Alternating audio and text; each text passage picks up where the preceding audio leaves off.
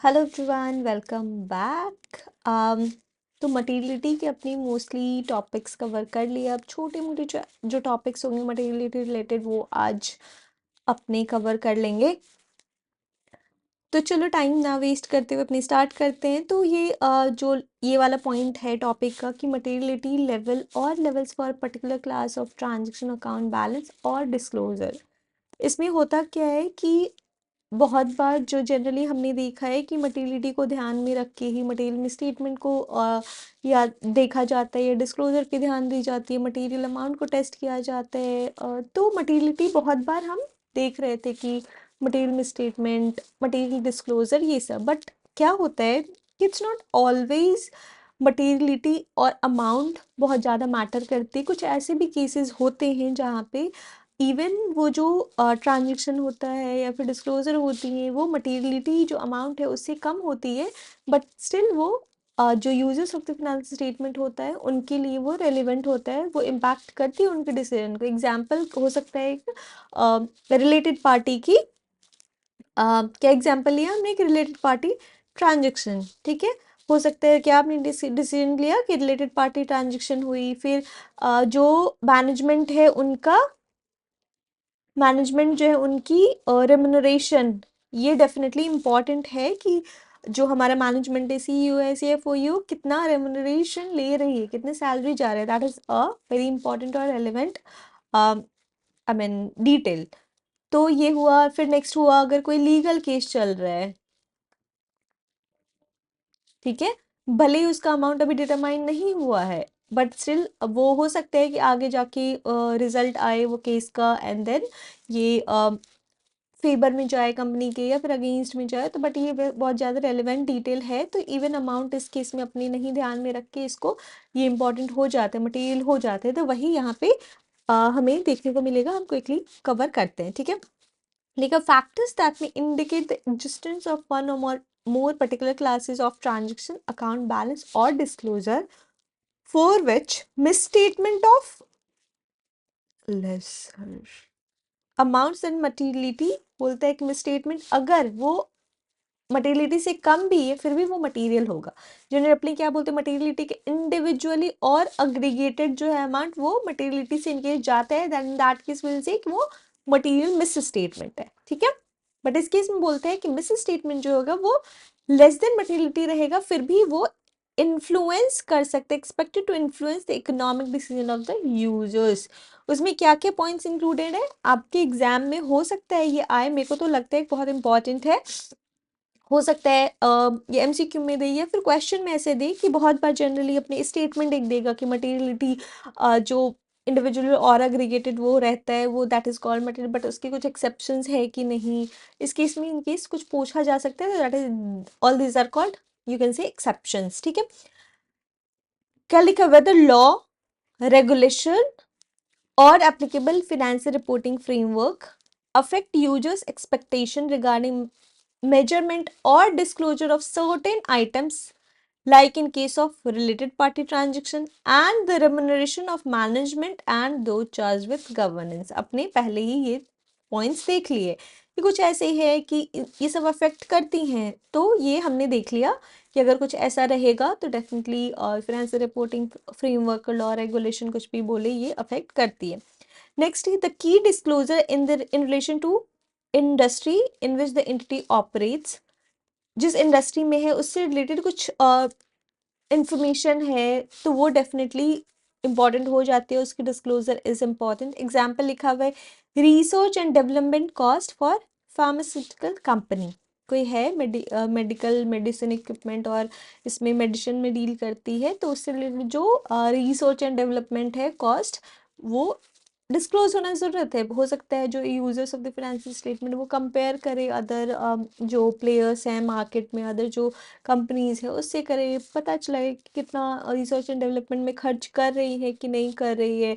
अगर कोई education field में इंक्लूड ये इन्वॉल्व है कोई कंपनी, तो डेफिनेटली उसको जो यूजर्स है उसको देखना पड़ेगा कि इनोवेशन कर रहा है कि नहीं, बच्चों को अच्छे से पढ़ाने के लिए क्या क्या नई चीज़ें इम्प्लीमेंट कर रहा है, तो ये सब डिस्क्लोजर इज़ इम्पॉर्टेंट।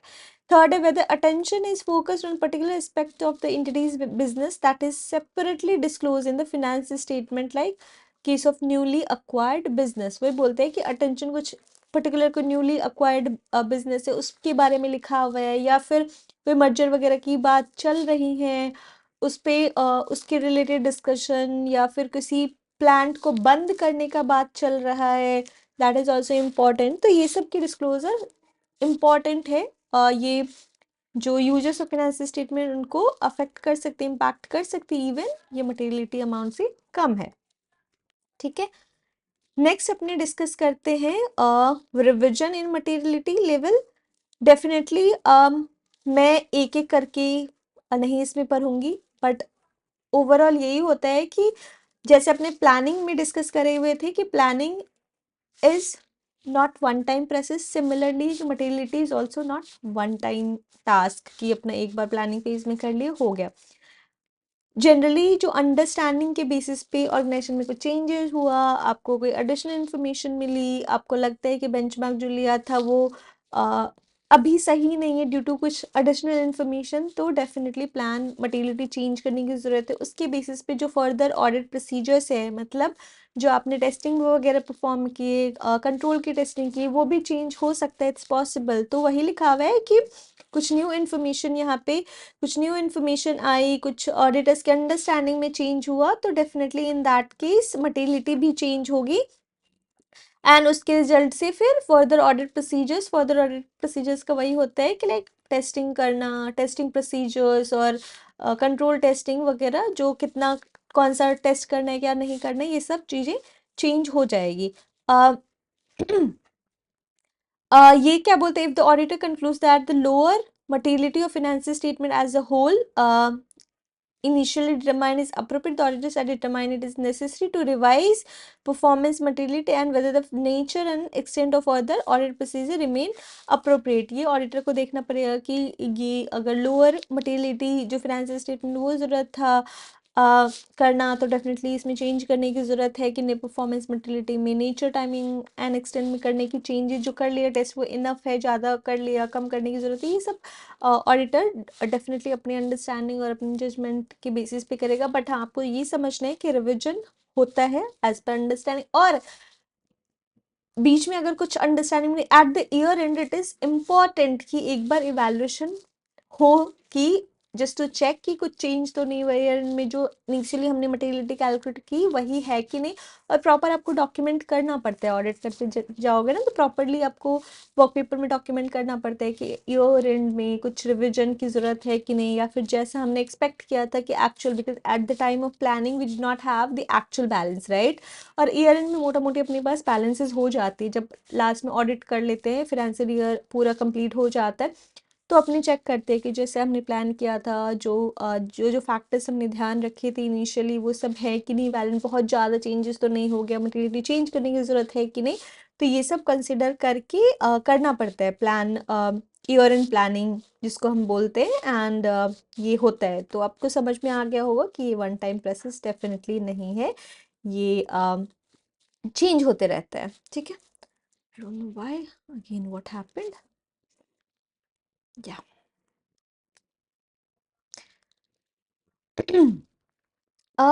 नेक्स्ट क्या बोला हुआ है कि डॉक्यूमेंटेशन, डेफिनेटली हमने बहुत बार डिस्कस किया कि मटेरियलिटी का कैलकुलेशन करें, आपने क्या अप्रोच है, क्या थॉट प्रोसेस था बेंचमार्किंग का, परसेंटेज का, क्या क्या कंसिडर करके आपने पर्टिकुलर बेंचमार्क लिया है। रिवीजन इन केस कुछ प्लान में जो हम भी देख रहे थे कि अंडरस्टैंडिंग के बेसिस पे या ईयर एंड पे जो करते हैं कि अगर इन केस कुछ रिवीजन हुआ है प्लान में या फिर परफॉर्मेंस मटेरियलिटी में वगैरह, तो उसको प्रॉपरली इन सबको डॉक्यूमेंट करके रखा जाए, बिकॉज ये बहुत इंपॉर्टेंट मटेरियलिटी होती है, इंपॉर्टेंट पॉइंट है ऑडिट के लिए। एंड देन अगर कोई बाद में कुछ वो भी चला, लाइक इंक्वायरी वगैरह की, या फिर ऑडिटर का थर्ड पार्टी कुछ एडिशनल पीयर लेवल रिव्यू हुआ, तो वो पूछता है कि अपने कौन से बेसिस पे ये मटेरियलिटी की, उसके लिए प्रॉपर डॉक्यूमेंटेशन इज रिक्वायर्ड। ठीक है, हाँ, मटेरियलिटी रिलेटेड ये लास्ट पॉइंट है, अपने देख लेते हैं ये क्या बोलते हैं, relationship materiality and audit risk में। तो अपने स्टार्टिंग डे से जब ऑब्जेक्टिव की बात करे थे तभी आपने देखा था कि ये ऑडिटर का रिस्पॉन्सिबिलिटी है या फिर ऑडिट का ऑब्जेक्टिव ये है कि टू ऑब्टेन रीजनेबल श्योरेंस कि that financial statement as a whole are not materially misstated, ऐसे करके अपना ऑब्जेक्टिव वगैरह लिखा हुआ था। फिर अपने ऑडिट रिस्क में भी वही रिस्क रहता है कि वो इनअप्रोप्रिएट ओपिनियन दे देगा जब financial statement as a whole जो है वो मटेरियली मिस स्टेटेड है, बट ऑडिटर ने कुछ गलत ओपिनियन दे दिया। ठीक है, तो वही बोलते हैं कि मटेरियलिटी और इसमें वही और कुछ नहीं लिखा हुआ है, लिखा हुआ है कि मटेरियलिटी जो है वो तो both planning and performance time में होती है, और इवेलुएट करते हैं जब मिस स्टेटमेंट की मटेरियल है कि नहीं है, उस टाइम में भी definitely materiality comes into picture. Next बोलते हैं ऑब्जेक्टिव क्या है, टू ऑब्टेन रीजनेबल एश्योरेंस, क्या लिखा हुआ है, financial statement as a whole are free from material misstatement. ठीक है, material misstatement whether due to fraud or error. तो वही बोलते हैं कि मतलब ये कनेक्टेड है, ऑब्जेक्टिव, ऑडिट रिस्क, मटेरियलिटी। तो आगे जाके वही बोलते हैं कि सफिशिएंट एविडेंस लेता है ऑडिट करते टाइम। एंड ऑडिट रिस्क में अगेन हमें पता ही है कि कुछ नया इसमें नहीं है कि यह ऑडिट रिस्क में एक रिस्क रहता है, expresses and inappropriate audit opinion जब फाइनेंशियल स्टेटमेंट क्या रहता है, मटेरियली मिस स्टेटेड रहता है। लास्ट वन जो इम्पोर्टेंट पॉइंट है, ये सब तो हमें पता ही था पहले से ही, मतलब कुछ नहीं है, जस्ट डेफिनेशन टाइप का दिया हुआ है यहाँ पे। जो इम्पोर्टेंट पॉइंट है वो ये है, क्या लिखा है, materiality and audit risk are considered throughout the audit. हमें पता है कैसा नहीं कि प्लानिंग में करके रह गए। इन पर्टिकुलर व्हेन, कब कब, दोनों के लिए क्या क्या कंसिडर करने की जरूरत होती है, मटीरियलिटी एंड ऑडिट रिस्क में क्या करना चाहिए, first identifying and assessing risk of material miss statement. इसमें दोनों की जरूरत है, ये ऑडिट रिस्क पॉइंट से भी इम्पॉर्टेंट है कि आपको रिस्क कम करने के लिए ये प्रॉपर रिस्क असेसमेंट करना है। और रिस्क असेसमेंट में क्या देखना पड़ता है कि कौन सा एरिया मटेरियलिटी मिस स्टेटमेंट, जो risk of material miss statement हमने पढ़े थे ROMM, वो कौन सा एरिया ही है। तो अब डेफिनेटली उसमें मटेरियलिटी आती है, तभी अपने देखेंगे। अच्छा, एक मटेरियलिटी एक पॉइंट था, अदर फैक्टर्स भी थी लाइक कॉम्प्लेक्सिटी, जजमेंट, मैनेजमेंट वगैरह का, बट एक ये भी था अगर कोई मटेरियल है तो उसको हम ROMM कंसिडर कर सकते हैं। नेक्स्ट बोलते हैं determining the nature, timing, extent of further audit procedures. Like आपने डिसाइड कर लिया कि रिस्की एरिया, अब तो उसको टेस्ट करना पड़ेगा। वही बोलते हैं कि कौन सी टाइप की टेस्टिंग होगी, कितना सैंपल्स अपने टेस्ट करेंगे, ये सब भी definitely audit risk and materiality को ध्यान में रख के किया जाता है। Last, evaluating the effect of uncorrected misstatement.